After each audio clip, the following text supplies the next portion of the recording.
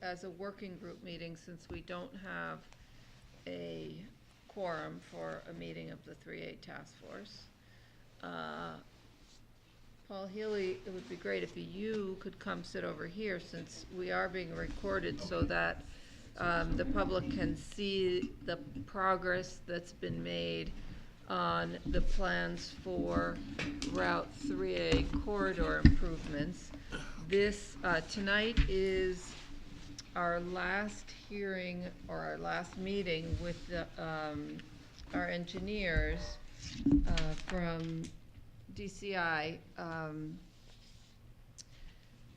Dave J. Grande, and then our town engineering folks, Tom Molinari and Harry Sylvester, to talk about the plans in their 25% stage, which will be submitted to the state to begin the funding request process at the beginning of this coming month. So we are really kind of coming down to the wire as far as the submittal, and have done a year's worth of work or more on this, and feel like we're ready, but we're just going to go through the last little changes that were made in response to suggestions from the task force the last time we met. So Dave, it's all yours. Thank you, Judy. So I think it's important to sort of review what is a 25% design and where we are in the process. So we're getting ready to submit this 25% design to the Commonwealth of Massachusetts, the Mass Department of Transportation. And as part of their 25% design requirements, there's three key elements that they require. The first one is a set of plans, which we'll walk through tonight. The second one is a functional design report, and that's a document that goes over the traffic data and what the proposed improvements are and the impacts that it will have. The third component is the design exception report. So Mass DOT, as we've talked about all through this process, has design criteria. And sometimes, for one reason or another, because we live in New England, because we are rehabilitating roads or redesigning roads, we have constraints, so we might not be able to meet their minimum requirements. Now, they don't give design exceptions very often, but you can request them. And so as part of this process, we've had several meetings with Mass DOT at their office, both down in the district, but also in Boston. So right now, this process allows us to look at several key elements in the 25% design. Again, it's a preliminary design. So what they want to try to figure out is if there's any environmental constraints. Does our design create any environmental constraints?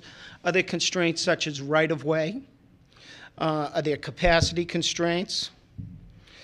Alignment, both vertical and horizontal. They want to know and make sure that we meet all of their requirements. So what this is it's the first test of that with Mass DOT. Fortunately, we've brought them in all along the process so that they understand that. So what I'm going to do is walk through really the plans tonight. And because we have had a number of, we broke it down into sections, but this is the whole corridor. So the agenda, the 25% design, we spoke of that. What we're going to do is look at the typical sections in the traffic sign and pavement marking plan, so that on that plan you'll be able to, it's more of a bird's eye view, and then the sections give you exactly what the widths are, etc.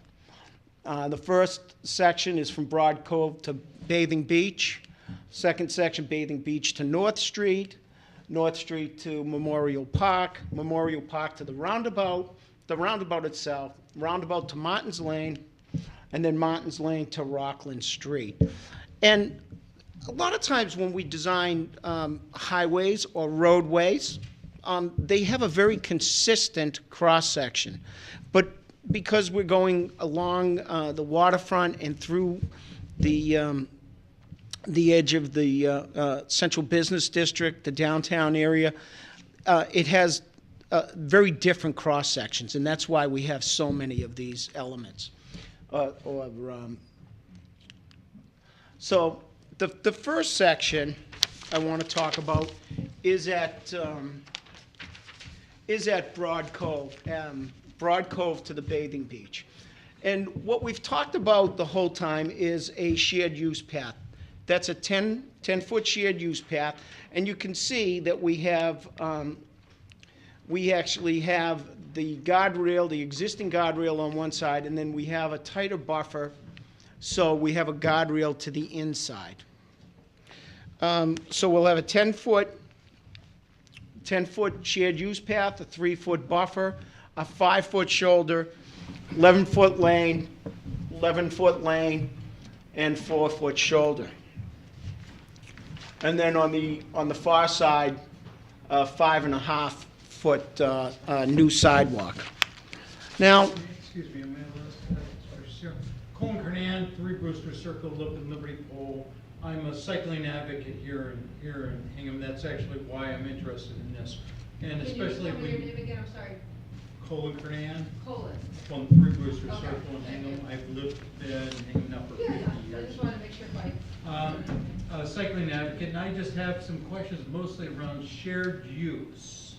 So we're gonna When we get, talk about shared use. oh, what a shared use Yeah. path is, okay. Yeah. So, Dave's gonna answer that question.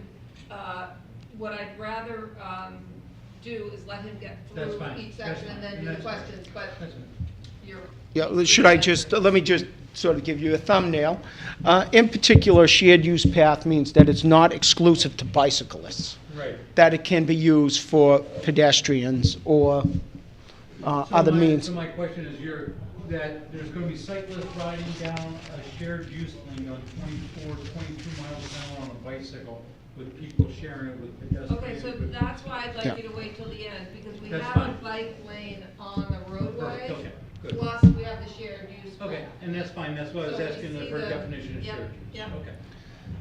Okay. Okay, so we went through the section, but it's, what I want to do is look really bird's eye view and get an idea exactly what's going on. As you can imagine, we're at the beginning of the project down here at Bear Cove. It's a transition area, right?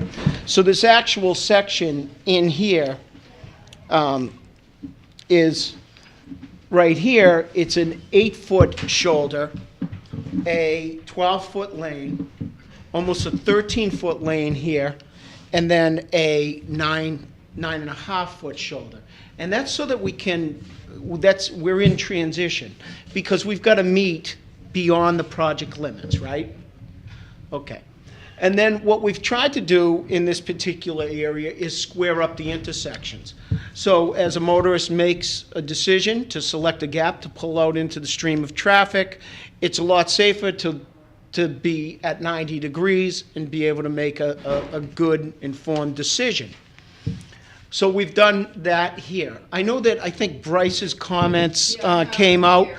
And in particular, Bryce asked the comment, well, are these roundings sufficient, right? And I think he was talking about. this one in particular, yeah. He said, I'll tell you, why not keep, oh no, that's 20 foot back. While I understand and generally like the idea of squaring the turnoffs to Otis Street and Otis Hill a bit, are we sure we haven't made them too square? And might this result in cars really slowing down to make the turn and potentially causing through traffic to really have to slow down as well? Right. So if you look here, this radius is actually it's approximately 50-foot radius, which is a very large radius. So what we make sure is You know what it is now? it's obscene. It's pretty much straight right now. Yeah. And so it's not deliberate. So what these cars are going to zip right up, right? So what we're trying to do is geometrically create a condition that it's more deliberate. People are taking more deliberate turn. It is a little bit slower. It's a lot safer. And the 50-foot radius is generous. And what we do is we have turning templates for truck movements, right? And we drop those turning templates on. Now, all of the side streets throughout this project are what we call SU-30 vehicles, single unit 30 vehicles, 30 feet long, with one articulating, or not articulating, with one set, with just two axles, right? So that would be like a moving truck or a dump truck from DPW, or, so 30 feet long. That's a SU-30. So all of the side streets, fuel delivery goes up the street, it's more than adequate. This one just happens to be even bigger than normal, just because we understood that. So, yeah, go ahead, Harry. Isn't MassDOT going to be more susceptible for T intersection as opposed to a, wider radius? Absolutely. These are the type of things they're looking for. We understand that with all of the projects we do for them, so that's part of it. The other thing is you want to make sure that this is slower, so when these pedestrians come across here, or they're coming down the street and want to get onto the shared use path, that it's just a safer condition. And it's not keeping anybody from being able to make the turn or plow in your case, or anything like that. So this is an appropriate size radius. It might be even a little bit overly generous. The other thing that Bryce asked is, can we utilize this space? Absolutely. Some of the questions that can we bring this space away and maybe get some planting in here? Just in terms of getting the bicyclists away from the roadway, or the pedestrians away from the roadway. Absolutely. The one thing I would caution on that, and that's more nuanced to design, so that happens after the 25% design. What I would only thing I'd caution on that is that we don't put anything that would obstruct sight distance. Okay? So, as we get into this and we bring the landscape architect into it, we'll look at those opportunities, and then we'll make those type of adjustments. Those adjustments typically are made between 25 and 75%. So his two questions in that regard are, why not keep the 10-foot shared access pathway closer to the water? Right in along this here. final area, right? Yeah. Rather than moving it out with the roadway. Right, instead of swinging it out. So that, we can change Yeah. that, is what you're saying? No, I think what we will do, we'll change that between 25 and 75% design. As I said, that's more of a, that's where those type of, and that's why I started with sort of explaining what the 25% design is in Mass DOT's, from Mass DOT's perspective. So that would be what we would, we've got a tracking list. Right. Wayne Kiefner keeps a tracking list of all of these items, and then, when they come in, we do a resolution report for all of the comments from different sections at Mass DOT, and also any town comments that we pick up. So we'll have that, we'll look at that. Sometimes the answer is no, but I think, my guess is in this particular case, I think that's a comment that can be accommodated. And he also said, since you have additional width at the corner, why not maintain a 6.5-foot shoulder on the north side at the corner versus pushing out the turnoffs to Otis Street so much? I So wasn't guess sure that's tied exactly into what he that. meant here. I think I it's wasn't this either. wedge where we're transitioning Right. into Otis Street. And what we're trying to do is sweep around and provide access to the driveway right here. And usually we go from, and there is no, what's commonly referred to as a fog line, or what we say is a single white edge line. There's none on Otis Street, so we usually just dive it in, and that's what the team has done. So. Okay. And to our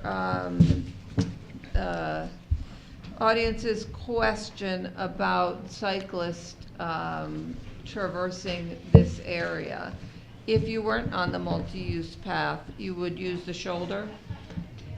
Yeah, it's interesting, and we do, as you all know, we do a lot of cycle tracks and bike infrastructure, and some people are vehicular riders. They want to be able to crank along at 20, 25 miles an hour, 30 miles an hour, and many of them feel very comfortable riding on the shoulder or et cetera.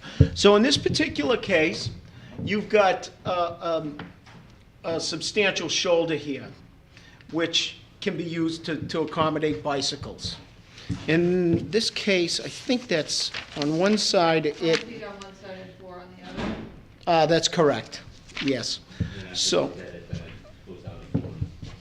that's correct, where it's constrained. Yeah. So they have a 4-foot shoulder to be able to ride on. And part of the guidelines that we have to go through is it's a minimum of a 4-foot shoulder for other reasons.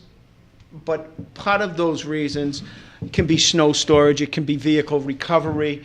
Part of it is also for bicycle accommodation. It's just different than a dedicated bike lane. Right, for it to be a bike lane, I haven't looked at that particular design criteria like in the last couple of weeks or so, but I believe it's 5 feet. So it can't be, you had mentioned that there's a bike lane. It really isn't a bike lane, what it is a usable shoulder. And I know that's Okay. nuanced, No, but that makes sense. but I want to make sure that's clear.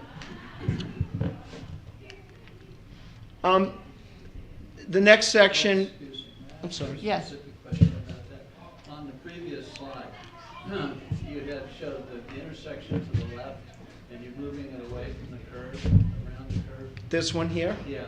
Yep. Now, when a car comes out, will it have enough sight line to be able to see cars coming around the curve? I mean, I'm just yeah, concerned- absolutely, and one of the important things is that it's on the outside of the, it's on the outside of the curve. So when he's parked here, he can see there fine, and also from here, they can see right across. I think that there's different design speeds, as I had mentioned. We have different sections on this roadway, and there's different design speeds throughout the roadway. But in general, it's approximately 35 miles an hour. So there's sufficient sight distance for that existing condition. And the current limit's 25. I'm sorry? There's a 25 mile an hour. There it's 25 when you get into the center of town. That's correct. No, there's one right there. Yeah, it shows 25 right on the drawing, at the bottom right. Going westbound, Over here? there's a 25 mile an hour Starts at the sign. end At the end of the of the curve. beach and all the way through the curve. It's posted as 25. Right, at the curve. Posted is not design speed. Okay, so, right. So what we're trying to do is, we have to design, according to the 85th percentile speed. Okay, so it can be posted at 25, but it doesn't mean we can design to 25. Right. Okay, for safety reasons. Okay? Okay, I'm gonna let Colin, you said your name is in. That's fine, yeah, Yeah. we're good right And now. Clark, if you have a question when we get to the end of a section, before we turn the page. Yeah. Yeah, just specific. Okay, thank you. Okay, at Burton Street, pretty much, this is the same section, there is section continuity here. You can see we're making the turns a little bit more deliberate to shorten the pedestrian routes. There is a bus stop here, so this sidewalk on this side actually is much wider because there's certain criteria for sidewalks at bus stops. And so this is an 8-foot sidewalk, but then this comes back to that 5.5-foot sidewalk that we can squeeze in. All along here, it's very important to note, what we're trying to do here is, if you look at that section, there is a riprap that comes up, and then there's a guardrail at the top. So the idea is to maintain that guardrail and work off the guardrail, essentially to the west, because we just don't want to have an environmental impact on this side. On this over here, we are pushing this out a little bit in here to, well, actually, we're not, we only extended the sidewalk to the end of the bus stop, and then that stops. So in all of that is that there is no sidewalk further on. So, and it would create an potential environmental issue here, so we're avoiding that where we are in this area of transition. I think So the guardrail ends where the sidewalk starts, you're saying? that's correct. Okay, Right, and you can see that the wetland sort of ends in concert with that, right? So, so we don't want to fight battles we don't have to, right. and that on a benefit to the overall project. With no sidewalk further on, makes no sense. Right. If I could channel Bryce a moment, given the recent discussions regarding the modifications to the MBTA bus route, do we know whether this bus stop would stay at this location? So the T is going through their Right. evaluation right now. How would we? I don't think that has any effect at all. Yeah. Traditionally, what Mass DOT sends essentially through the utility engineer, but they send a set of plans, 25% plans to MBTA. Oh, okay. And they sort of coordinate that to make sure MBTA looks at this. And we do a lot of urban work as well, so we deal with MBTA quite a bit. What we want to do is make sure that MassDOT approves our section, approves our alignment, agrees with what we want to do. Then we start looking at the nuance of should this bus stop be here or there, or some of those changes to that will make it that much better. So. Well, the difficulty with the bus stops that we had talked about before, and you can confirm if my recollection is right, we have bus stops on either side of Otis Street at this point.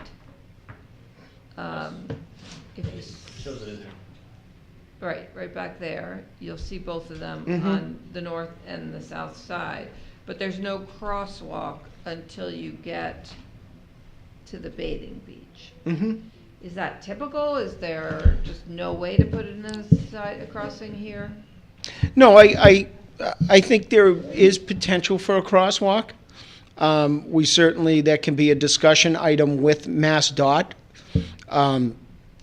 I think with the buses, if that's going to be where the buses are, it is. So what you don't want to do, you want to limit the crossings and have the people go to where they're the safest. And we'll talk a little bit more about that as we get down to where there's more pedestrians.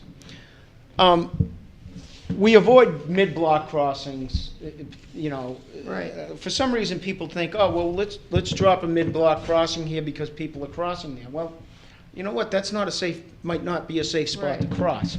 So I think at this location, there might be an opportunity to add a crosswalk there, but again, I'd let Mass Highway take a look at it and make sure that they're okay with a new crosswalk.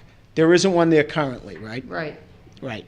So I just want to make sure that they're involved in that decision-making. right, okay. I was just gonna, I already raised that with the MBTA, and it seems clear that wherever there's a bus stop on both sides, and you've got a sidewalk ending, you need a way for pedestrians on that side to get to where there's a sidewalk, however you do it. I'm not saying it's a crosswalk, but you need to have some way to get across the street and for people to make return trips. So Right. don't expect to be able to continue the practice of plunking down bus stops behind guardrails and expecting people to, run across the highway. That's got to end. And another advantage might be a traffic calming effect on that stretch. That's a very fast stretch of road. Mhm. And just also, if the bus stop is located, you increase the 2-lane width, and so it's not going to 3-lane there, or is it, I'm not sure if I'm reading that. Is the bus going to stop and block the street, or is there going to be a lane being put in? It'll be in the shoulder, yes, and that's how it is today. This actually is in transition today. It goes down to actually no shoulder through here. It's just 2 wide lanes. And in this section, those are 1 lane of vehicular traffic in each direction Right. still. The idea of the single white edge line or the fog line and the strong center line is to give the impression to the motorist that it's tighter, that the shoulder, it actually, and there's studies out there that show that by narrowing the lane, even with pavement markings, it creates friction, side friction, which then in turn slows vehicular travel.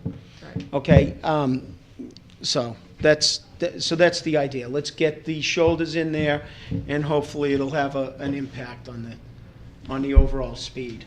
Okay. Just one last comment about the mid-block crosswalk. There's more pedestrian injuries at mid-block crosswalks than any other place combined, just including jaywalking, anything. Mid-block crosswalks are real dangerous areas, as Dave said, and they should be used very sparingly, especially on any road over 30 miles an hour, which that is. Again, this is a transition section. This is a taper going from one lane in each direction to 2 lanes in each direction, from a 2-lane roadway to a 4-lane roadway. The taper rate is appropriate. It's around 30 to 1. So it's over about 300 feet. So that's a reasonable transition for that design speed. And here you can see where the multi-use Right. path continues along the road. What is And what is that- that showing going up there? This connects to the existing- harbor walk. Right, okay. Right. So, Tom and Roger facilitated that information, and so we're making sure that, we're tying into the walkway that's along the water. Right. And keeping the multi-use path along the road. Right, that's Okay. correct. And we're asking for the multi-use path. I think we have to keep in mind that we're asking Mass DOT to fund this. And I'm not sure that Mass DOT would, that Mass DOT would fund a walkway that is, 300-400 feet away from their roadway. But, So- but the 10-foot multi-use path is within Mass DOT financeable project. It is, but it does require, so this is all along Hingham property. It does require an easement, a permanent easement from the town of Hingham. Okay. And if you look down here, some of there are some slope easements required and driveway easements. And actually, if you right in, can people see this pointer, by the way? Not very well. Okay, well, in this area right here, and right here, and right here, those boxes represent permanent easements that would be required to, for utility poles. So I do want to, that's a feature that's shown on this plan, that we do need to move some utility poles back. And who negotiates those typically? Right now in our Pembroke project, it's a collaboration between Town of Pembroke, DCI, the utility company, and MassDOT. Okay.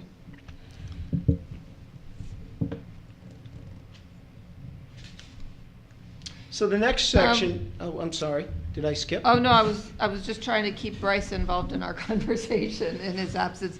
And he actually likes this transition from 2 lanes to 1 lane, and thinks it's an improvement in the sight line. So just wanted to put that in. Okay. The next section is Bathing Beach to North Street. Again, the path is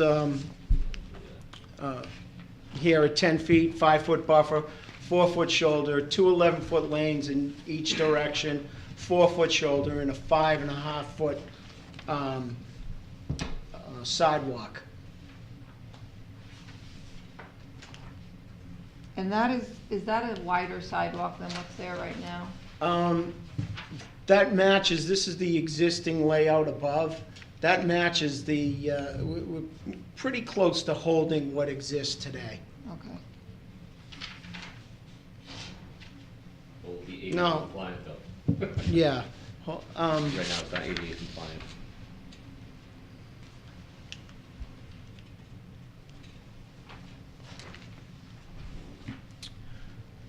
So this is our first signalized intersection. And we'll be upgrading all of the signals so that they're fully actuated, both for pedestrians as well as vehicular actuation. And we do have a crossing here. And so we want to promote people using that crosswalk. Now, somebody isn't going to walk all the way down here, walk across, and then walk all the way back, right?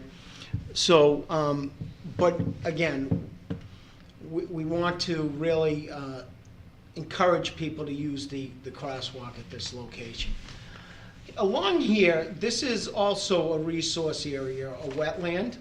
So what we've done is we've held that guardrail on this particular side along here. Wait a second. Yeah. Yep. No, go ahead. No, finish your thought. We actually had to add, so here's the existing, right here is the existing curb. We are moving that back and adding that sidewalk. So we did have to push towards the resource area in that particular case. Go ahead, Tom. Just regarding that crosswalk and the bus stop, would it be too big of an issue to move that bus stop down to closer to that area? Potentially not. You know, what you do typically is once you've got the vertical and horizontal alignment established, then you'll look at the boardings and the lightings, okay, which is the people getting on and getting off the bus. And then if the MBTA feels that this would be a better location, and certainly a safer location with the signalized intersection, it's quite possible that that would move down, especially if that is an ask by the town of Hingham. I think that in this particular case, there was some questions, and it might have been Bryce, about, squaring up the Right. the driveways, the driveway aprons. So what they're gonna wanna see is there's two types of driveways. A flush driveway where the sidewalk runs right through the driveway, right? Or a depressed driveway, or that you would have ramps and tactile warning pads, and less definition for the pedestrian. In this particular case, because this is a multi-use trail, what we really want to do is try to keep an even ride for the cyclist. We want to better define the cyclist area, and we want to better define the pedestrians area. So we want to keep this all nice and square, and actually bring the sidewalk through the driveway opening. Excuse me. Bring the multi-use path through it. Right through, so it's definable, so the motorist is less likely to right hook or left cross that bicyclist that's riding there. We want it deliberate. It wouldn't even be bad to have a little elevation so that the motorist is more deliberate going in. Sorry, I just have one question. The multi-use is on the water side right there, isn't it? That's correct, where the driveway is. Correct. The driveway for the bathing beach. Yes. Not the residences along that stretch. No, They're this on is the all bottom. wetlands in here. There's a 5-foot sidewalk on that. I'm trying to think of where the residences end. I know there's a couple of residences in between Ship Street. There's one here, Okay. nothing along here, because this is Okay, all okay, I'm just trying to turn in my wetlands. head. Yep. Trying to pull up a map now, thank you. Okay. As we're approaching Ship, again, we squared up Ship so that you're coming out at 90 degrees, tightened up the radius to make it more deliberate, dropped those turning templates on there, made sure that we were designing something that can facilitate, truck travel, turning movements. We do have another bus stop down in this area. So if you were going to have, move, Tom, for instance, move that bus stop, you really have to look at the spacing of all the bus stops, right? So, because if we move that one down too far, it might conflict with this one. So that's why we want to look at them comprehensively as, once we get through our 25% design. The one on the south side. Yeah. But, yeah, I understand what you're saying. Yeah. But Tom, we should definitely keep that on our list, because I think that that's an important conversation to have in the next stage.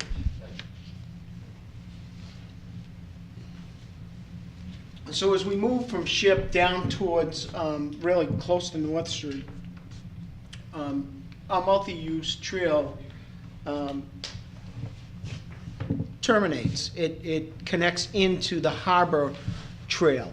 So at this location, we want to bring people in and get them to the center, to the CBD, to the waterfront, to the marina. And so at this location, there'd be a connection into the Harbor Trail and the crossover via the bridge. Also, the sidewalk on this side is important because it does allow us to open up and cut back some of the brush and issues along the inside of this curve, which creates a sight distance issue. So, You're not gonna touch that stone wall, or are you? no, we are trying not to touch that stone wall. Okay. So, Good.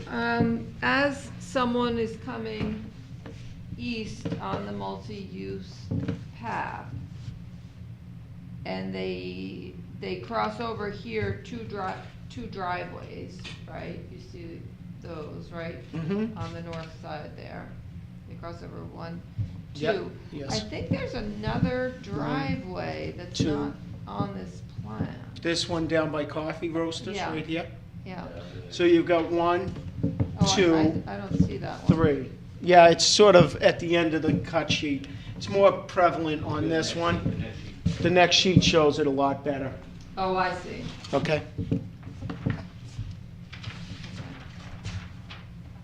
So at that end of the multi-use path, you can choose to either go on the harbor Right. path or stay on the sidewalk. Along here, Right. right. And then come in around and enjoy the harbor path.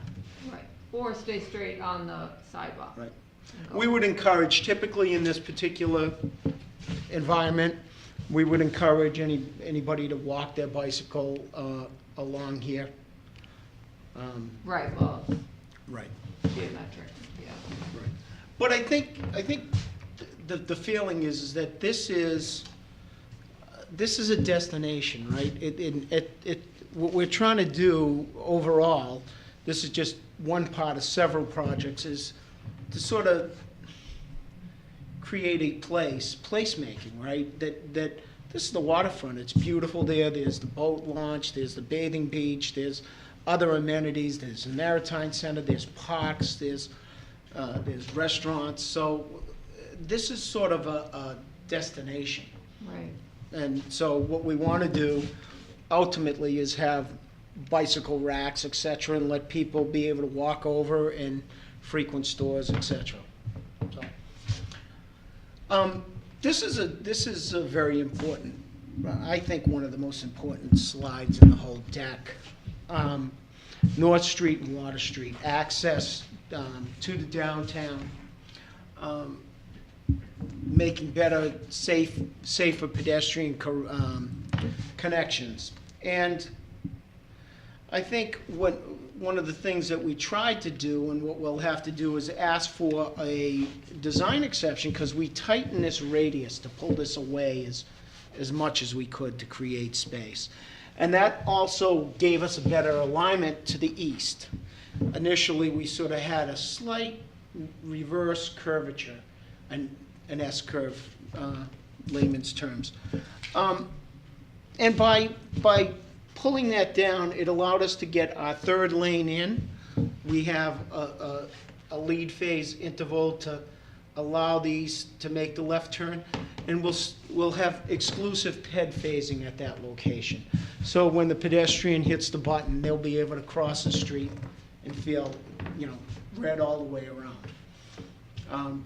Very important. We made the pedestrian routes as short as possible, again, by pulling this curve in as much as we could, and also creating larger islands. We talked a lot in our process about the left turn to Water Street. Keep it in, take it out. So what we did is, you can see a very extensive left turn bay here. That left turn bay not only facilitates the left turn on a North Street, but it's going to facilitate the left turn onto Water Street. And then we thought about, can we signalize North Street and give them that right turn and signalize that? In discussions with MassDOT, they felt it was better not to signalize that.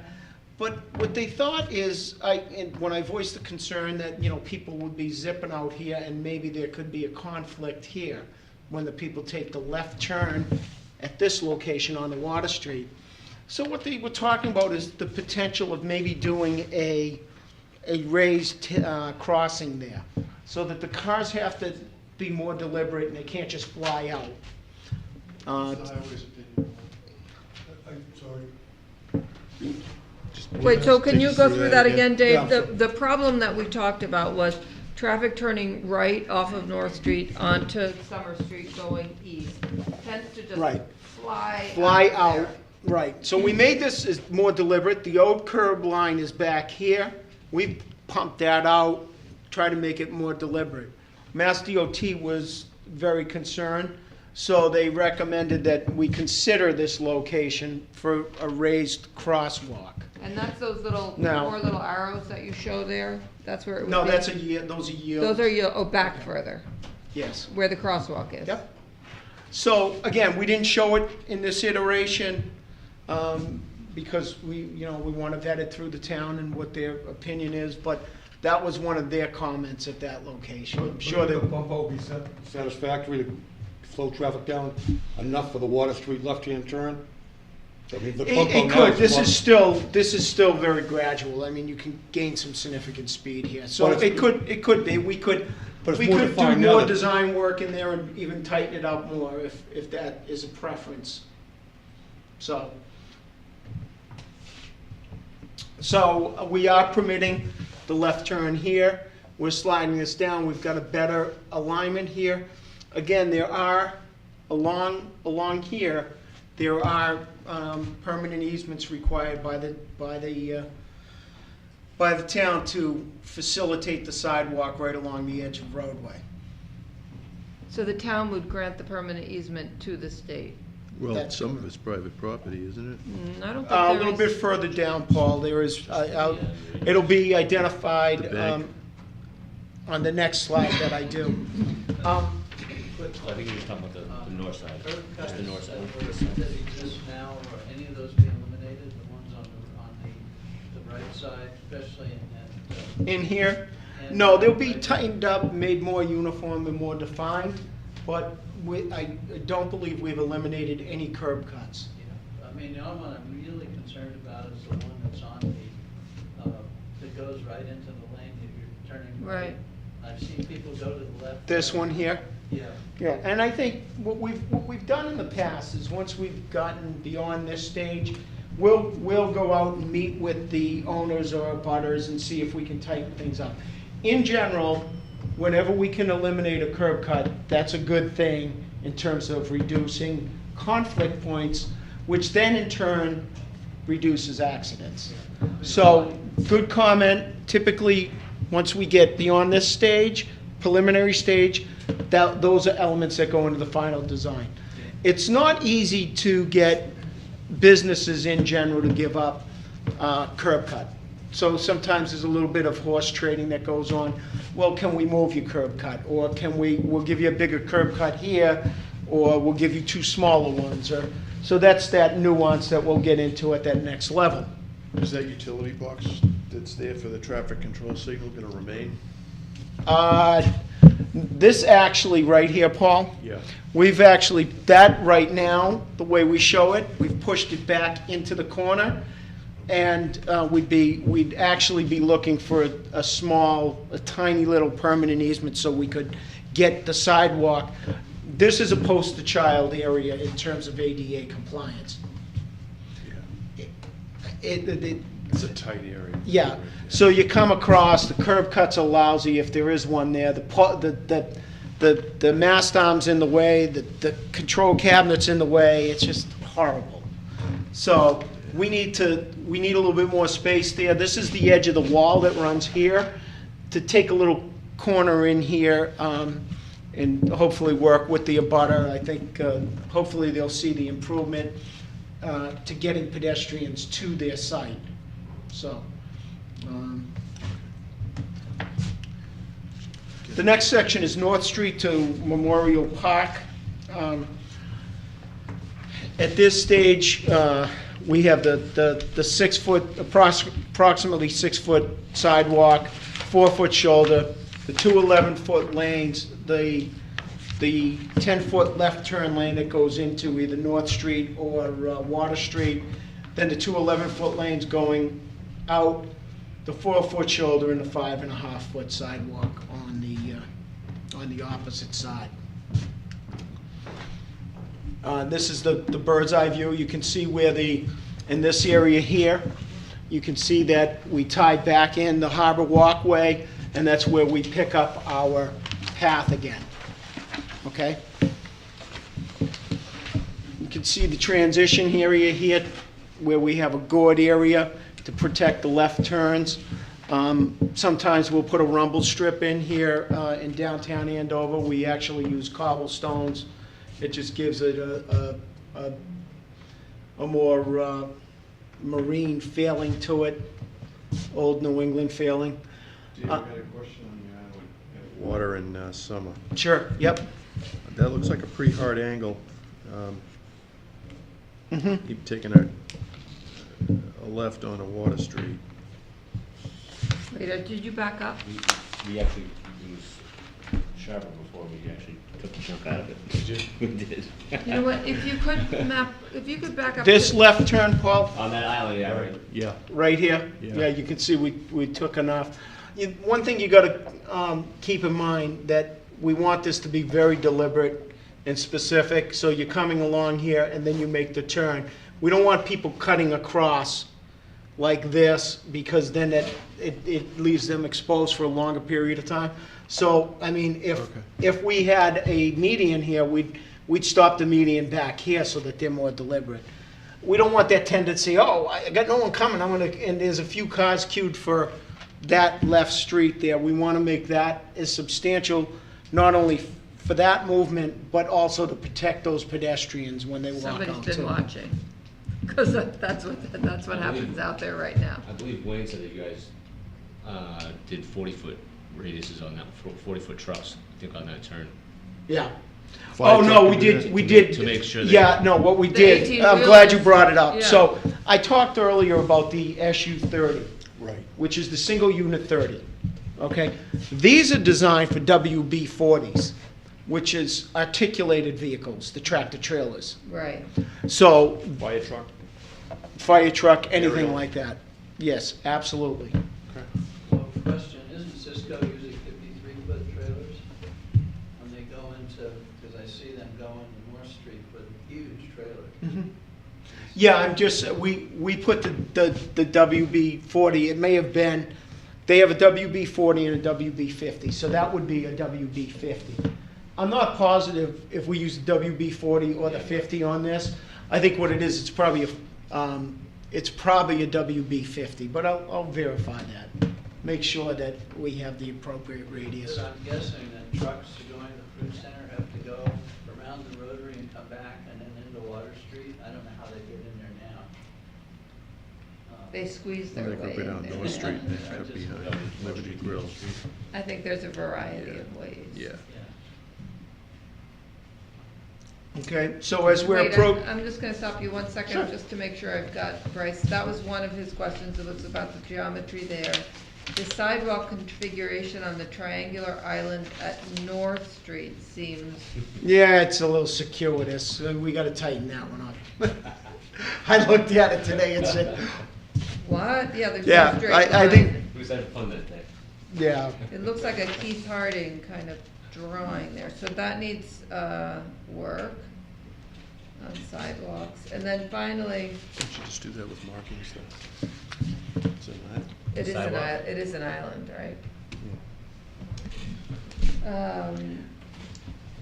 Also, I'm assuming in that particular island, by the It's gonna be way, landscape. we'll engage the landscape architect at this To make next something level. that's, That, you know, we probably will have some low planters there or something, because that's a very important crossing. So Right. that'll sort of be, I'll take it out of the engineer's hands and put it in the designer's hands. right. And then his final, observation is, in this tight area, making sure that the traffic controllers and the poles aren't obstructing the crosswalks and the sidewalks. Yeah.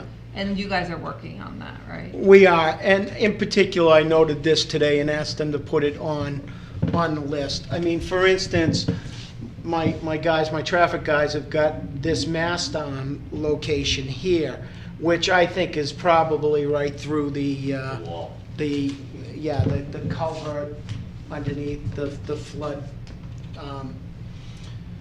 the Right. the conduit. So, we've got, again, this is preliminary, but it probably will be moved over this way. But one thing we have to do is we have to maintain an ADA accessible sidewalk. So there's no way to take that and put it on like a cantilever metal frame out on the other side of the wall? There is.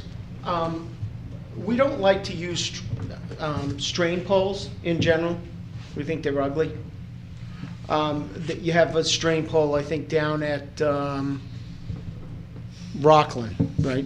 At George Washington. Is that there's wires going across the road holding the, that's my recollection. Oh, you'd have to put wires, you couldn't just, No, what we can do is, if we need a greater reach, we'll put in a longer mast arm.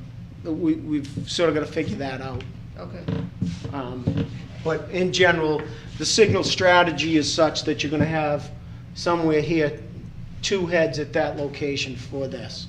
And then, obviously, this is for pedestrians. Right. So we might have to put a satellite pole there for the pedestrians. We might do it a little bit different because the culvert's underneath. Are these traffic control signals programmable with respect to the fire equipment going through it? Absolutely, Good. yeah.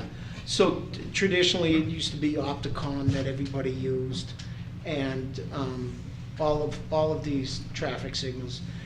Typically, we can't specify the specific controller, that whether it be Peak or Eagle or Siemens or, but usually we get specifications as to what the town has currently. Try to do is make it as inventory friendly as possible. So when we start specifying that stuff, we'll sit down with whoever's in charge of the traffic signals in town and get a feel for, We're how not we need to using write the end-of-year spec. clearance equipment, right? What's that? We're not using end-of-year clearance equipment? No, I would hope not. All right. I have another question, Dave, just about the sidewalk and the multi-use path. On this particular section, we've lost track of the multi-use path. And we had a conversation about making the sidewalk and the multi-use path one and the same through parts of this, rather than having 2 different things going on. Judy, I'm sorry, I'm not following you.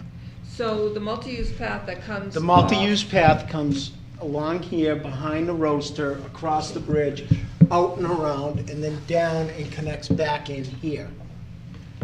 Right, Because we don't have the constraints.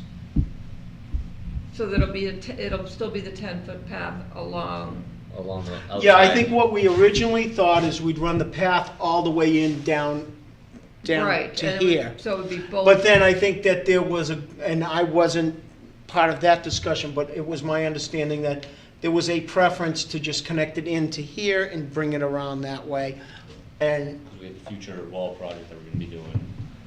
So, and this is just a choke point, and you can't get the 10 foot at that intersection. no, there's no way we're getting 10 feet without rebuilding this whole. Right, Yeah. and it directs a lot of people to this side of the, Which is not the worst thing. Again, we're trying to bring people Down- to the in waterfront and to the, downtown, yeah. so, this stage is set up. It's got a nice park here. You can have, maybe covered bicycle accommodations, other things, so people can ride down, spend a day, and ride back home. It's a great spot to have a split in a trail, quite frankly. okay. So, Clark, did you have a question? Yeah, quick question. What's the condition of that culvert? Is that something you don't have to worry about now? It works.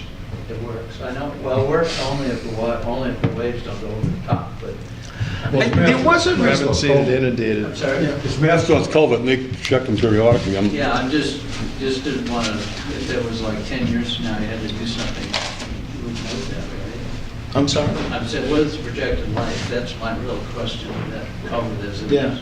So will the. So as part of the review of this project, Right. MassDOT will review this is MassDOT's right-of-way.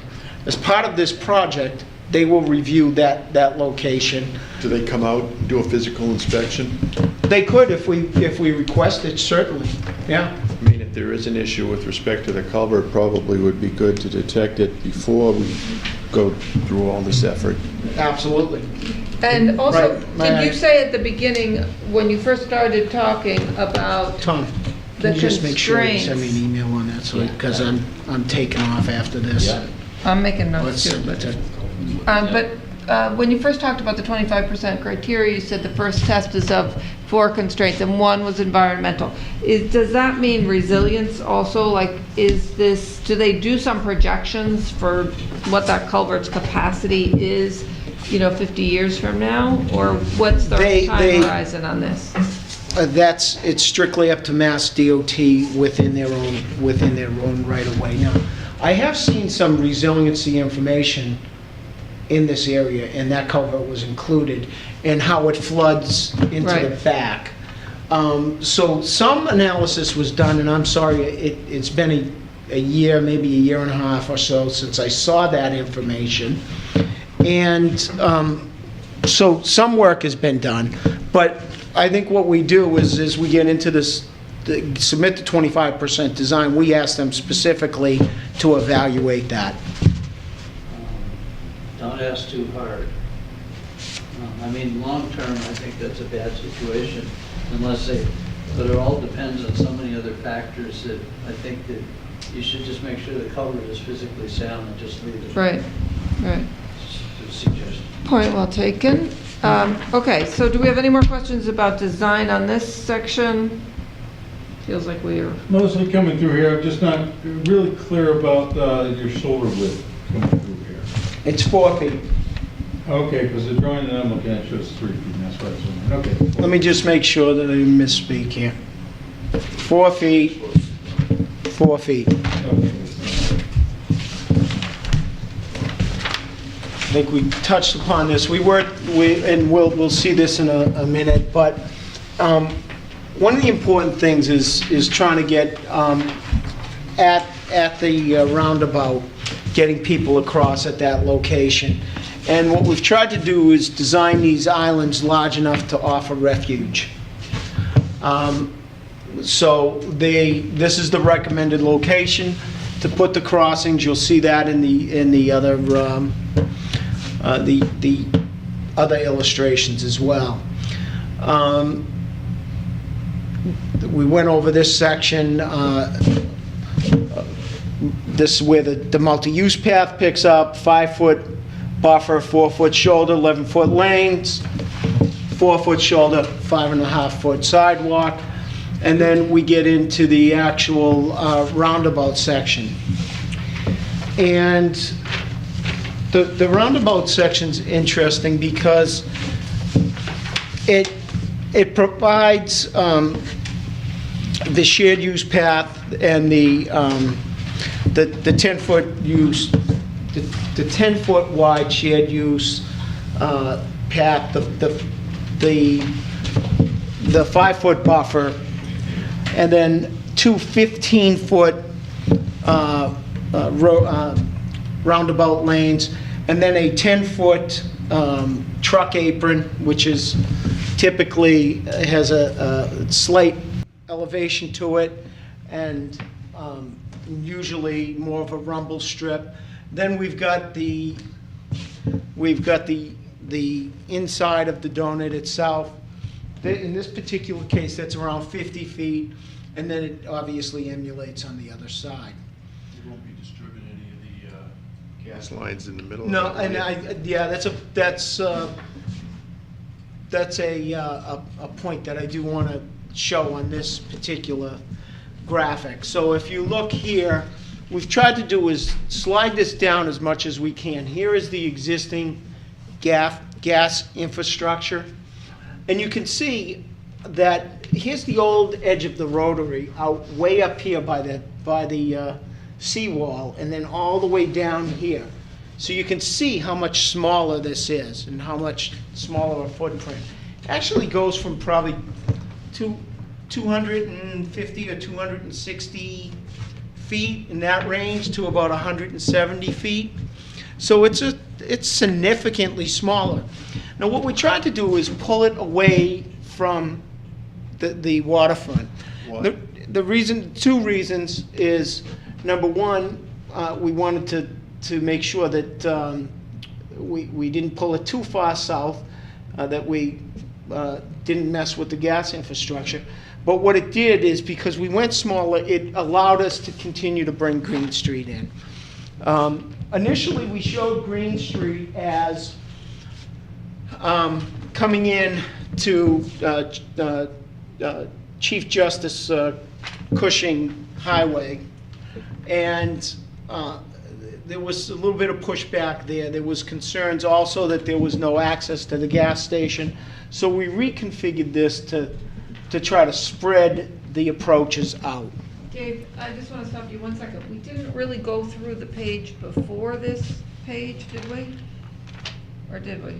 Yeah, We did? the gourd, you talked about this.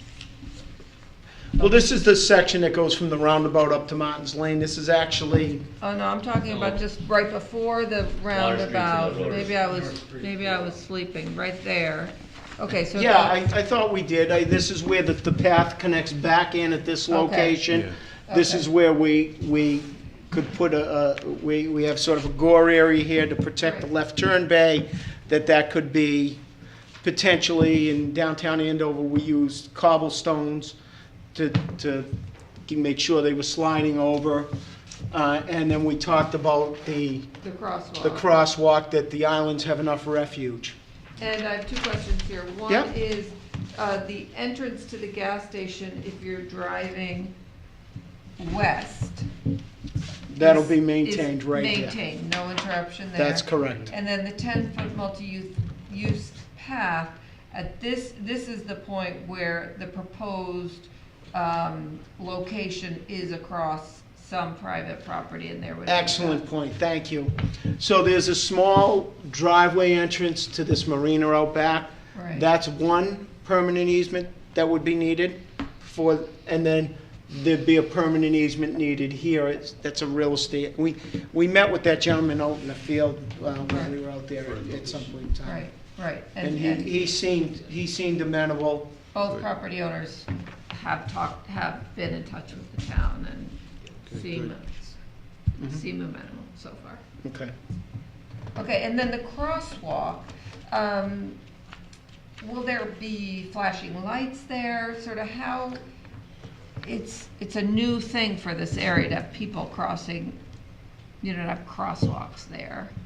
How do the drivers know that now this is coming? Well, they're highly visible. Yeah. There was not traditionally, there were no signals, so. But there is refuge in the middle, so that. That's correct. You can take your time. Mhm. I know when we talked with Wayne last time, I think it was Can we talk about entering the rotary or exiting the rotary, doing a raised crosswalk? Can we talk about that? We talked about doing a raised crosswalk coming into the intersection. What To- is, to slow the drivers down. what does the law say about crosswalks like this, as far as you? They have to traffic yield. yielding? If there's a pedestrian in the crosswalk, the vehicular, the driver has to yield. Yeah. I'm just wondering, could we propose a control signal there for pedestrians? And with the store in the corner over there, that could be, you know, a heavily used crosswalk. As opposed to the other side, it's unlikely that there's gonna be a lot of people. Yeah, crossing. I don't see that, Harry. I don't see them,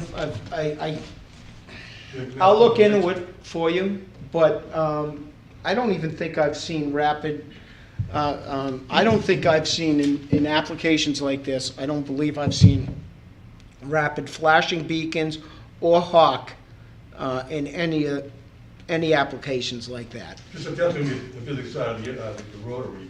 Yeah. For pedestrians and for, you know, traffic. And that'll be a discussion item as we move forward with MassDOT. They had mentioned and we had talked about, you know, the potential for a raised crosswalk or something like that. There was some concern that coming out of the rotary, the vehicles are going the roundabout, the vehicles are going relatively slow as they're coming out. As they're approaching, they're decelerating anyway, so there's some discussion that could be had in pavement markings. Excuse me, I just have one comment on that, if I may. All right, am I understanding that that's gonna be just an open crossing right there with no controls, no controls? That's correct. With so the minimum would be a little sign about this big that says the state law that must stop for pedestrians and crosswalk? No, there You're would talking be, about coming down Summer Street, all the cars coming down the hills, there's no slowing down at the rotary right now.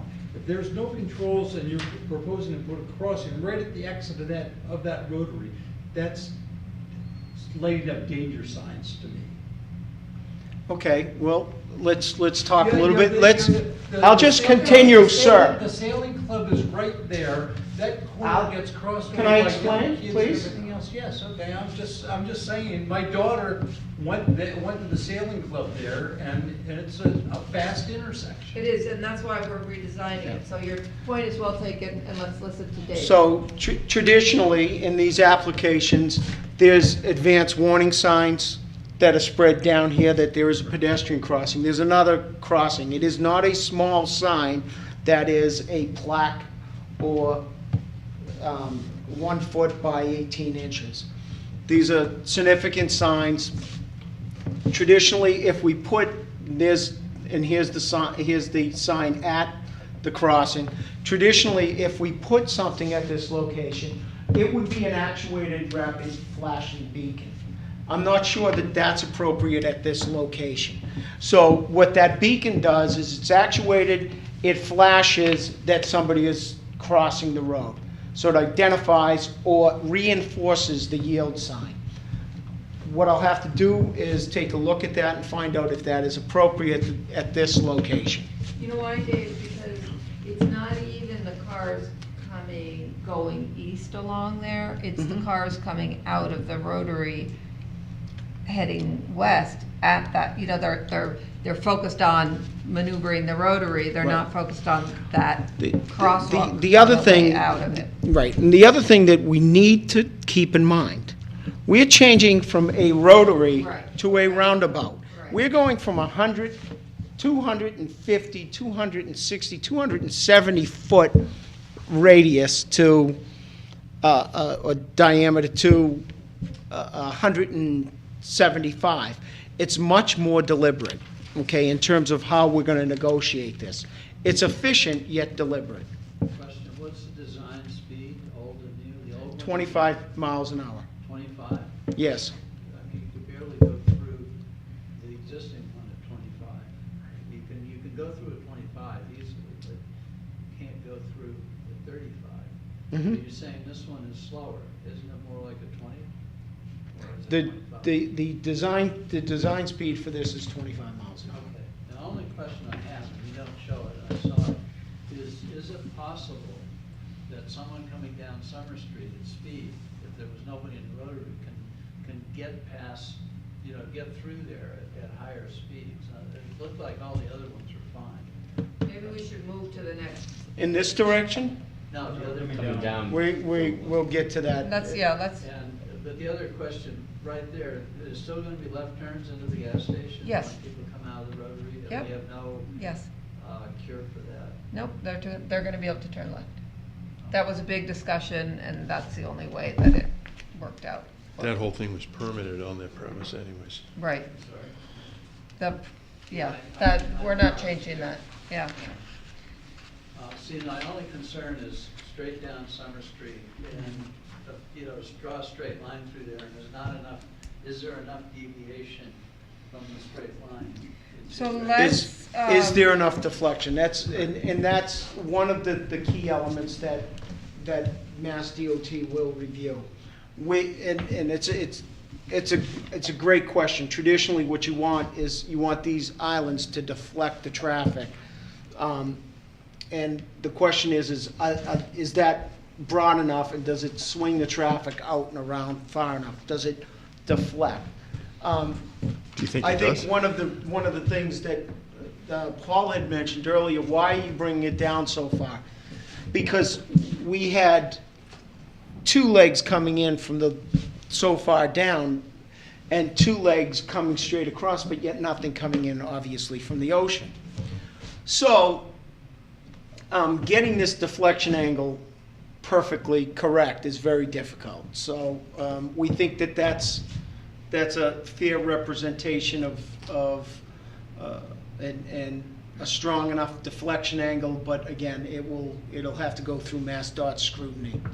So can you, Dave, just talk about vehicular, pedestrian, cyclists, just traffic maneuvering this new configuration, how each of the flows would happen and at what speeds, and why this is a safe, you know, right now there's no crosswalks there to speak of. Why this is a safe situation. Yeah, I think that ultimately what we want to do is define the space. Define the areas where the pedestrian's supposed to be, where the cyclist is supposed to be, and where the vehicles are supposed to be. And then also tighten it up enough, but yet provide for larger trucks to be able to swing around that. And that's what the truck apron is about. So this will be well defined, both with pavement markings. These pedestrian areas, there's refuge here, short distances. One thing that MassDOT sort of wanted us to do was consider making this small piece for about 50 feet one lane, which, you know, if there was a benefit to doing a larger section, we could understand that. So we probably will get that comment back. But in general, you've got your crossings here, and here, here, and then this small crossing here. All of the major crossings have got island refuge, which is important. Is the state, if the state doesn't sign on to this particular design, would they make you push it back up closer to the water? Or? They may. They could change a number of geometric components to it. They could ask us to make it slightly larger. Yeah. Okay. Yeah. We're doing that balancing act between making it as small and as tight, That can handle the volumes? restricted, trying to create a steady flow around it. Without, the larger it gets, the more speed it introduces. Can that handle the volumes of today's Yes. traffic and projected growth? Yes, as a matter of fact, we did a technical memorandum and submitted it to Mass DOT. They then asked us to also do a simulation analysis, which we submitted to them in advance. And we're confident. The only section that didn't need two lanes was this section. And that's what I was saying earlier. They wanted us to, well, just put one lane here. And My That's one of the most dangerous moves you can make on the existing rotary, is to try to come around across. Like if you're coming from Summer to get into Water Street, to avoid the left turn, that is not a safe move. Because people coming the other way don't expect cars there, so. So, but you think that the traffic, like, by how much is the traffic gonna slow down in this roundabout as opposed to the existing conditions? Well, I think what we'll do is we'll reduce a number of accidents, because it's just so much more defined. Yeah. People will know and understand. There's a lot of confusion in that existing rotary, and with it being a roundabout, I think it's probably, like hopefully like a 10% reduction in speed, maybe a little bit more. And the lines will be painted. Oh, everything will be clearly marked. This truck apron will be defined with granite around the outside, granite around the inside, probably some sort of cobble type treatment. So it also it just gives you those visual cues that you need to drive more safe. One thing I've noticed about that design in the shipyard is that truck strip is breaking down a bit. Whatever the material is, can't hold the weight. And that's at the shipyard? Yeah. Yeah. They've got a roundabout small one That's there. that's the one at Shipyard Drive. yeah, near Trader Joe's. yeah, but I was Yeah. gonna say Talbot's. Patriot Panera. Cinema yeah. in there. No, I'm thinking about Clark, just Panera. 1 second, okay? Yeah. Yeah. Yeah, I usually go into Panera there. Can you- But I think because Can you just hold that's, 1 second, please? because that's on private property, right? That's a, No, that's a public way. oh, is it a public Yeah. way? Okay. Did they, I don't know what they used in there, it should, Just whatever it is, I wouldn't use it there. yeah, I think what we, I don't think what we'll we would take tend to use is the granite cobbles. Yeah. So, on just one question from Bryce's list, the last one that he has, is that sidewalk in the straight south, going between 3A and Green Street, kind of follows the rotary, but shouldn't it just go straight across? No, so it was the opposite. It was before, it was away from the rotary. We were trying to push it closer to the rotary, which we did.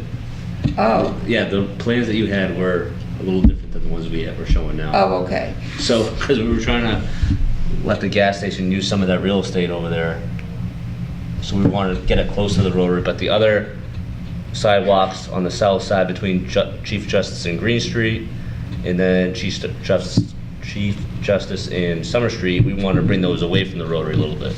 No, but wouldn't the pedestrian crossing here want to go straight across that area, right? Yeah, that one will change. That one's gonna go straight across. This one's gonna go straight That will across? go straight across, yes. The ones that Okay. you had before showed that, and I think Wayne just pushed everything close to the rotary on Okay, this and this version. other one, the one in The this one- corner will that'll also, go- Yep, it will just be a straight line across? yeah, and then the one by the gas station will stay where that is.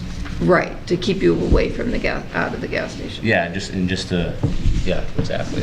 Okay. Does that make sense, Steve? That makes sense, right? Questions, what? I'll wait just one more second, okay? I don't, We won't You're talking about just bringing this straight across and keeping these Exactly. the way they are, yeah. Exactly, yeah. That's fine. And like I said, it's nuance in a lot of respects. It's a footnote. Yeah. So all of these crosswalks are dependent on pedestrians' judgment of the speed of oncoming traffic. They don't really know when cars are coming out of the rotary to their particular crosswalk, right? Because you can be in any lane in the roundabout and leave to any lane.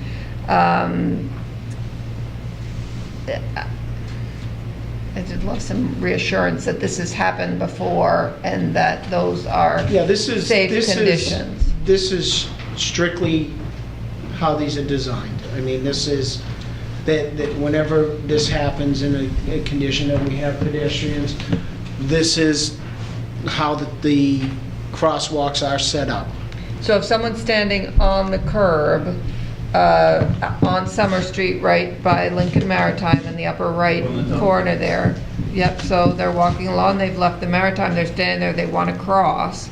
They look this way, they cross to the other But they lane. look up Summer Street, they see cars coming, they have to get off the sidewalk for that car to, like, the car in the right-hand lane has to stop, does the car in the left-hand lane have to stop too? Well, Of course, Well, yes. they have a safe zone on the island, so they're only crossing only one lane of traffic till they get to the safe Or zone. 2 lanes, right? Well, 2 lanes, yeah, but, yeah, one direction, yeah. And then they'll get to the safe Ultimately, we would zone. have liked to be able to carry the 1 lane in, but we just couldn't make it work. So there's gonna be 2 lanes of traffic that will have to stop. We have no, Tapering. Okay, so I guess the most important thing here is awareness and roadway markings and, speed controls to make sure that everybody is seeing everybody else advanced signage, yes. in this situation. Okay, Clark, did you have a question? In maintenance, but is there, I take it that the same, like your previous comment, that there's a reason for that extra lane going onto Summer Street, because you can't make it work with just one Entering the rotary, I think you're talking about. exit. Right here? No, yeah, exiting the rotary. Here? Go east, No, going east. other side, exiting the rotary, going south. Yeah, I asked that same question, because I didn't, that I think may have been a benefit if we could have reduced that. It is necessary, yes, Clyde. And then, just a comment for DPW guys, when we were in the south end, there's a long discussion when we started building neck downs, and Kim concluded that the neck downs, if they're gonna work, and this causes a truck thing, have to be strong enough to handle any truck, and a fully loaded truck. And you should think about the edges of the sidewalk that way, because sooner or later, the trucks will go over. So the standard detail for that is the standard sidewalk is 4-inch concrete, Normally, it should be eight. and that gets beefed up at those locations to 6 or 8 The inches. south end, we went to 8 inches, and those neck downs are 30 years old and we're still there. But I would suggest you make sure that that's, especially here where the soil is so. is that granite curbing throughout that area there? Yes. Great. So Dave, people leave, back to Clark's point about people leaving the rotary to go east on Summer Street. Right now, there are 2 lanes leaving, and there was a danger of cars turning left, getting hit from behind, and that's why Oh, I see. there's an additional turn lane there, in addition to the 2 lanes leaving the rotary, there is now a turn lane for the Lincoln Maritime Center. Is that right? Right here, yes. Okay, so that's how the resolution of that problem area got drawn out. Okay, Colin, I'm just curious, is it, just for my own reference, do you know of anything here on the South Shore that's about this size of a roundabout with this much complexity that I could actually go down and take a look at? And That's examine been the recently traffic patterns of those? designed. There was one that we were looking at. Are they doing Middleborough? Right? Roger said he goes by that every day. He said, Middleborough? "Where's There's that one in Boston?" Situate. Because I know, There's well, one in Rob Duxbury. one in did Situate- one in one, Situate's bigger than this one's proposed. I'm thinking the one down Route 14, down in Duxbury, right at the Route 10 exit off of Alpha. That's a small one. That's pretty all Well, that's a small. small one, that's why I'm trying to get the feel for the size of this think the thing, one in and Middleborough relative to what I know and what's out there. This Is it? I thought they just did, they If did we're that. compressing things, my whole point is that it's a very complex, we all know this for years, this is nothing new. This is a very complex intersection, and all of a sudden, we're proposing compressing it. And I don't know whether compressing or enlarging, which one's the right way to go. I don't think anybody has, we've been challenged with this for the last, since 1635, we've been challenged with this thing, right? And I don't know if the solution is compressing it, if that's gonna do it, because all of a sudden you're bringing in an awful lot of traffic coming down the hill at Summer Street, that's always been a problem with speed, entering into something like Clark is sitting here saying, we don't have a large radius on that now, and it's almost a straight line right through that right through there now, the way it's drawn. At least with a larger rotary, that was there before, it was more of a sweeping bend. This is. Yeah, it really is a troubled function, it's a function of the deflection, and Clark is correct from that perspective. But there certainly is plenty of data out there for reducing those large, old-school rotaries to roundabouts, smaller roundabouts, more controlled and laminar flow. But if I go to Cambridge, I read about that they want to get rid of things get rid of the smaller roundabouts and go to a larger rotary. So then this is the problem that I have with it. I'm just curious where is a similar size intersection that I can go down and take a look at myself. I certainly will check into that. Okay, thank you. Maybe Warwick, Rhode Island has a bunch of, so that may be the place. So the intent with compressing the rotary at this point is to reduce speeds, improve visibility, and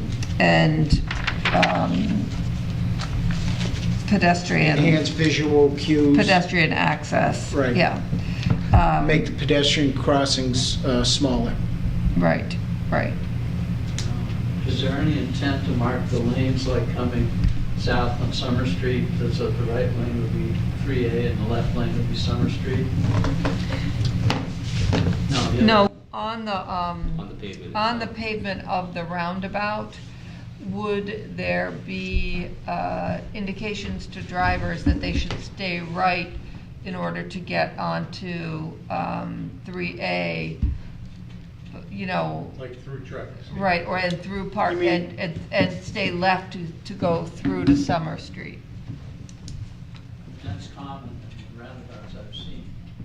In fact, some like California or Washington State, they're micromanage your movement through there. And I think they have to do that. And I think, you know, again, we're at 25% design level. These are the pieces that would go into the next iteration, 75% level. And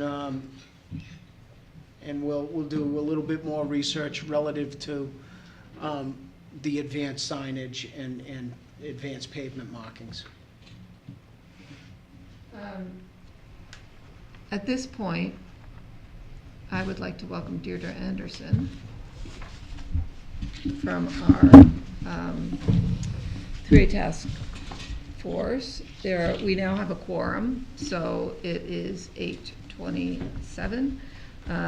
Our working group has been going through some of the details, but now we'll convene a full meeting of the task force in order to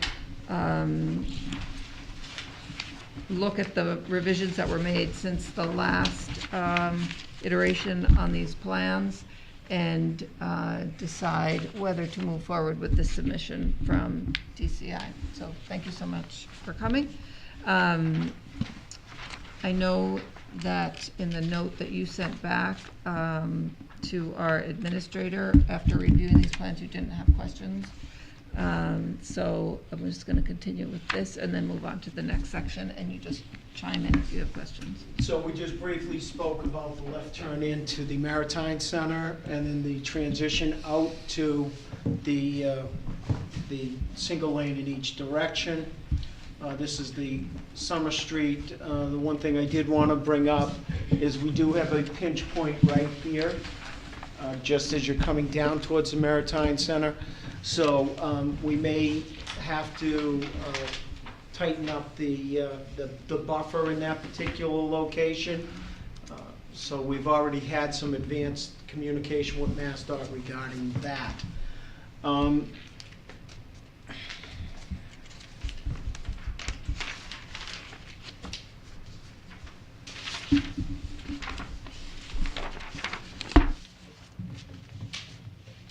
You can see that we've started with our center median island. It's 4 feet with 2 foot left shoulders, and 2 11-foot lanes and 2 5-foot right shoulders. So again, for those vehicular riders, bicycle riders, they'll they'll have the opportunity to ride on the shoulder if they'd like, or they'll ride on the 10-foot shared use path with the 5-foot buffer. So what we're trying to do is encourage different demographics. Some people won't ride because they don't feel safe in traffic, because of age or skill level. Yet they would ride on this multi-use path. So we're going all the way up. We'll have breaks in the islands at roadways such as Steamboat Lane or Button Cove Road. The breaks in the island are elongated, so that will give an opportunity for the vehicle to come and pull in so that other vehicles can continue to pass by and it will not affect the link capacity. So at the roadways, we'll do that. Driveways would then go either down to the rotary, turn around and pull in their driveways. We want to eliminate as many left turns as possible. Again, in advance, you'd be able to pull over and then pull in. So if someone were coming west and there were a break, they could pull into that piece of roadway between the two islands? Yeah, because you've got a 4-foot island. You've got 2 feet for the left shoulder on each side. So that's 4 and 4 is 8 feet. So when that car comes over and pulls in, he'll be sitting here before he takes the left turn, and the other cars will be able to come by him.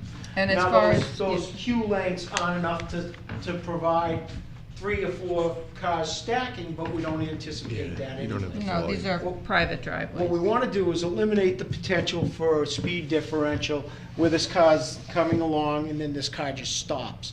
So we've elongated these so that they can pull in and then pull through. And just to repeat, in case somebody's watching this for the first time, the travel lane of 11 feet plus the 4-foot shoulder on one side and the 2-foot shoulder on the other gives a total of 17 feet of traveling space, so that if an emergency vehicle needs to get by, there's plenty of, or if somebody breaks down, there's plenty of room to pull to one side and the other vehicle, cars to right. keep going. Okay. As we approach Martin's Lane, the thought was because we're going to have cars make U-turns at this location, traditionally it's what we call a protected permissive movement on that left turn. In this particular case, we just have it protected only because we're going to increase the number of left turns.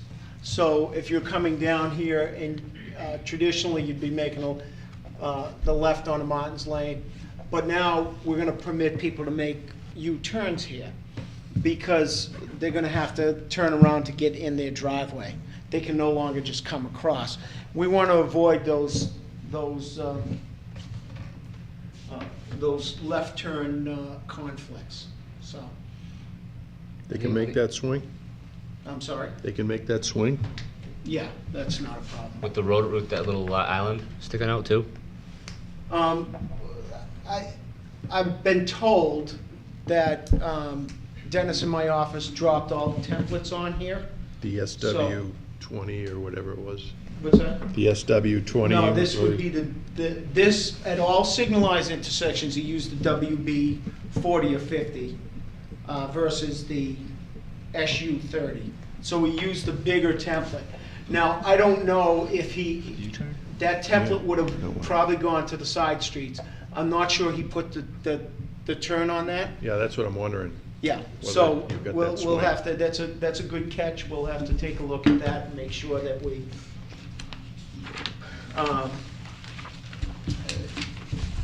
That works. that this isn't sticking out too far. Right. He's going down to the Muzzie's corner and turning Clark, did you have a around. question about that one? Yeah, I wanted to see the other half of the intersection. So far, I like. Well, we're getting there. Yeah. Okay, I like what I see, but I do want to mention that right now that single wire overhead signal is really unsatisfactory going to the east because, or south, because you can't see the green signal. Yeah, so all of the signals will be fully upgraded, mast arms, no strain poles anymore, pedestrian actuation with PED indicators, etc. So they'll be all ADA compliant as well as MUTCD compliant. I'm very happy with that side. Terrific. Awesome. Halfway there. This is the section between Martin's Lane and Rockland. Obviously, we're going back to the 2 lanes in each direction, 2 11-foot lanes. In this particular section, we've got the left turn onto Summer Street. We've also, doesn't show that well here, it'll be on the next slide, but we've got some wetland issues coming up. You can see how substantial this island gets to channel everybody over to protect the left turners. As I had mentioned before, new signals. On this side, there's some temporary easements. You can see that they're dashed out along here because that side's up gradient. So we're forecasting that we may need to do some grading on private property. Again, that's walls. I'm not sure if those are walls. I know this is a wall at this location, and there's no easement here. I think that is. There's a wall on that other side. There is a wall here Yeah. as well. on a wall. Major issue. Yeah, there's a wall. Well, So we'll have to do a little bit more Dave, exploratory. that left turn lane looks great. yeah, I like it. The left turn lane longer so that the. It is, yeah. Okay, great. The old left turn lane is probably 2 car lanes shorter, Yeah. approximately. So you're aware of the commuter train situation. Of course, yes, That's why it's longer, right? that's correct. That's really good. As you can see, this is where I had mentioned, we pick up some wetlands along here. We're still carrying the 10-foot multi-use path along here. It looks like to protect the resource area, we may need either some gabions or some retainage along there. So that you can see at the closest point right here, this is the resource area, so. And we're still carrying a 4-foot shoulder right through that section on the right-hand side of the road? That's correct. Let me go back to the section. Yeah, actually, it's, this happens to be, let me make sure I'm in the right spot. Martin's, this is actually a 5-foot shoulder in that section. Jay, when it's a 5-foot shoulder, will it be designated that as a bicycle path, or just keep it as a 5-foot shoulder? We'll just keep it as a 5-foot shoulder, because there's a lack of continuity. Yeah. We don't, Okay. and we've already got our shared use path. We'd encourage people to use that, but as I said, most commuters will want to, let it rip and ride on the shoulder. Coming down, again, maintaining, maintaining the 4-lane configuration. Island, the median stays consistent. This whole section is very consistent right throughout. Removal of the strain poles here, putting in mast arms, state-of-the-art traffic control system. I'm concerned about pedestrians being able to cross from Summer Street to Rockland Street, even though there's no sidewalks there. A lot of people walk that way because. That'll be signalized. I'm sorry? That'll be signalized there? It's This is signalized, now, yeah. But it's really hard to figure out. I'm sorry, is he talking about at Martin's Lane? Let's talk about right there. Right there. Right at this location, crossing across? It's hard to figure out where, there's no crosswalk on that side right now. It's over on the other side. And you can barely see it. This shows it a little bit better. It shows crosswalks on both Both sides. sides across. Yep. Right. the You've next got a page shows- large Delta Island pedestrian indication here and here, Yeah. here and here. That's a So- much more delineated crosswalk situation on that one that you just showed.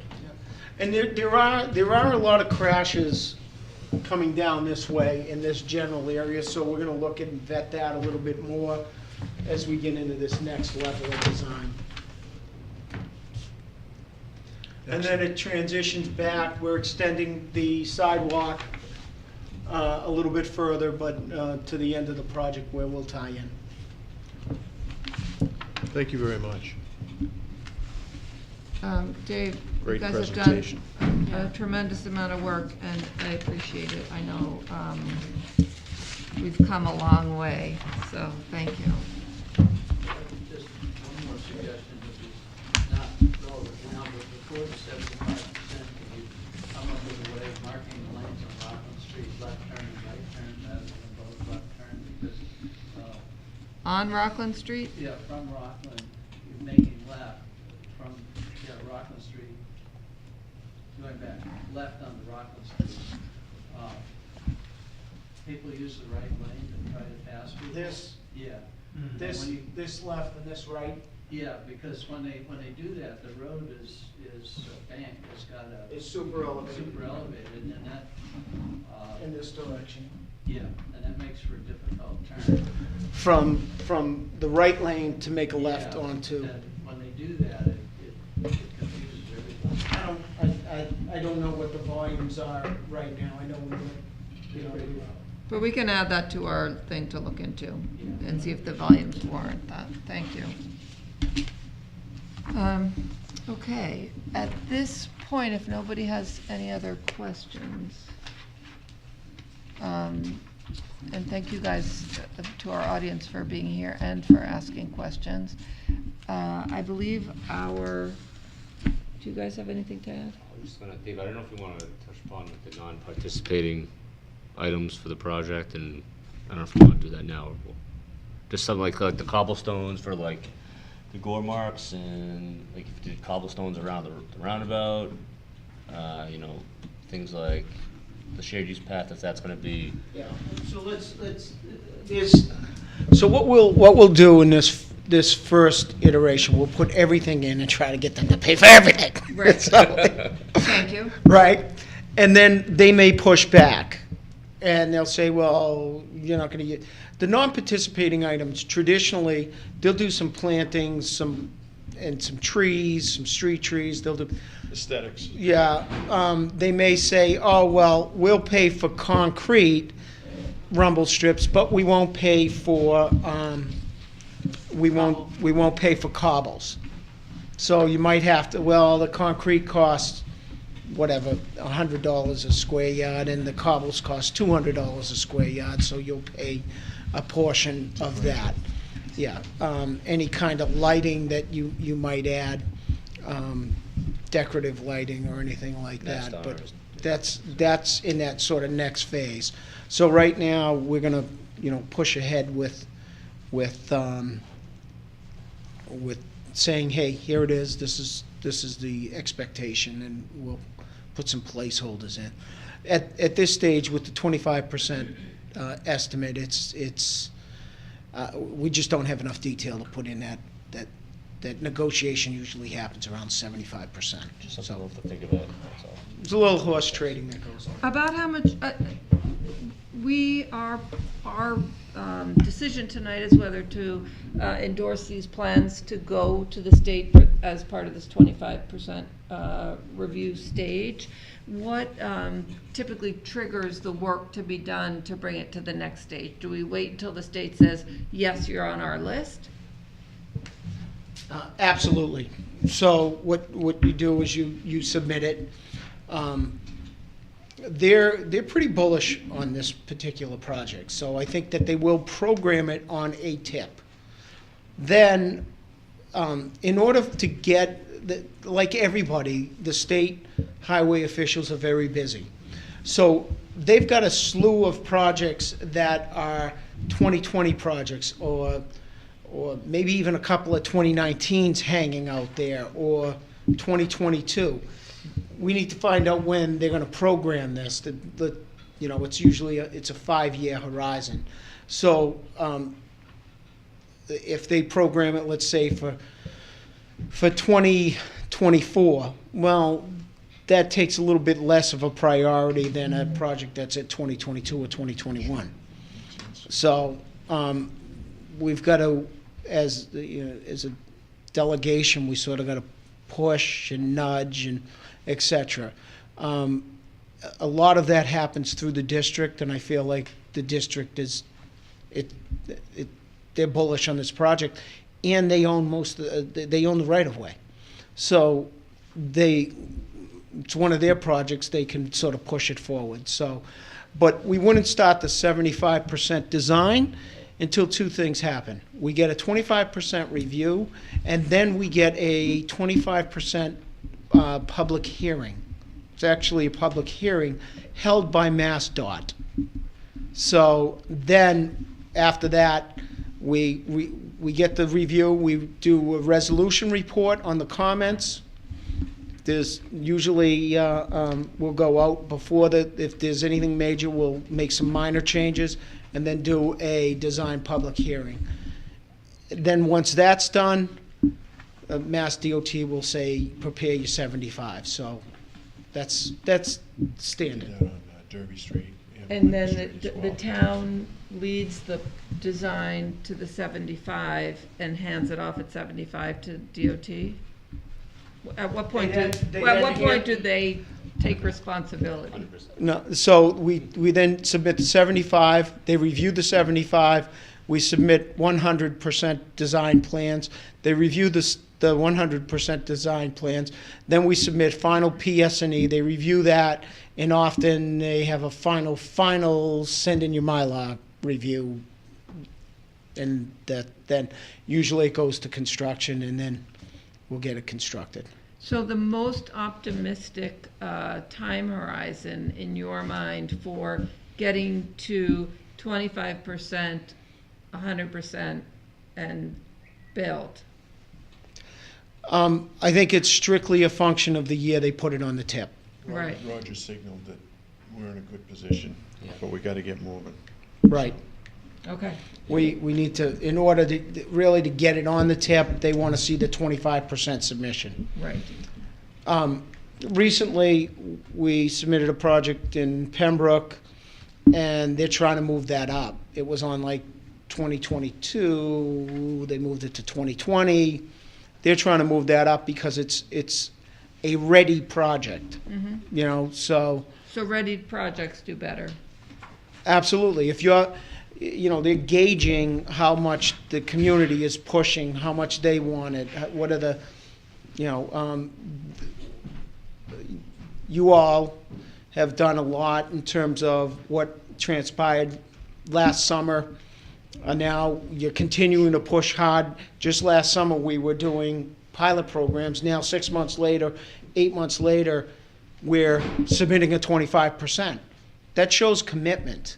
That's what they're looking for. So I think they'll respond in kind, and everything that I'm hearing and Roger's hearing is that, they're bullish on the project, that they want to move it forward.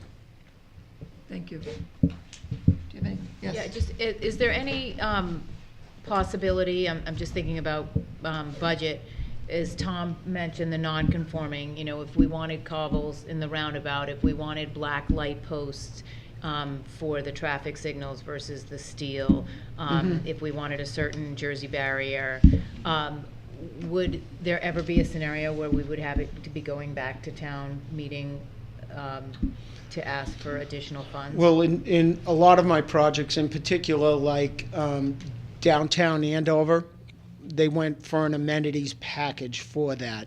They had light poles in their downtown. They had the cobbles that we had mentioned. I'm trying to think of other elements that street signs. They wanted something a little bit more historic than so that they went with a little bit a black street sign that had a little bit more scroll to it. I don't know the exact typeface. Amenities too. Would that be the 75% design? That's correct, yeah. The landscape architect would be involved if there's special planting or things like that. But again, as I had mentioned, we try to push it all on them and let them kick back and say, no, we're not paying for these. So. our fourth member joined us, thank you. Do you have any questions about any aspect of the No, plans? Most of the plans, they seem consistent, and I read Bryce's comments, I agree with Bryce's comments I Terrific. gave And earlier in the week. we went through those Yep. tonight also. So at this stage, our group is ready to vote, and I would accept a motion to endorse the 25% design submission with the comments discussed tonight. So moved. Is there a second? Second. All those in favor? Aye. Aye. Thank you so much. Thank you so much for coming. All of you. Thanks to everyone for making this meeting tonight work. I know it was tricky, so, Thank you. And get home safely. yes, be careful out there. Thank you So we are adjourned, thank you.